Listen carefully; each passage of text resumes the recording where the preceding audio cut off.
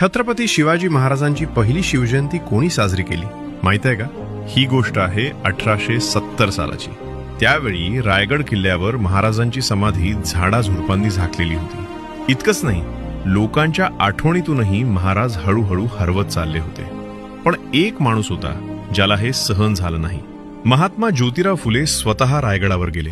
त्यांनी काटेरी झुडपे बाजूला केली, माती साफ केली आणि त्या पवित्र समाधीला पुन्हा ओळख दिली। यानंतर त्यांनी एक ऐतिहासिक निर्णय घेतला। 19 फेब्रुवारी 1870 रोजी रायगडावर पहिली शिवजयंती साजरी केली। तेवढ्यावरच थांबले नाहीत।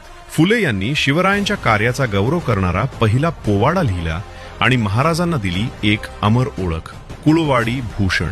म्हणूनच इतिहास सांगतो, शिवरायांना पुन्हा जनतेच्या हृदयात जागवण्याचं महान कार्य महात्मा ज्योतिराव फुले यांनी केलं आणि रायगडावरची पहिली शिवजयंती साजरी करण्याचा मान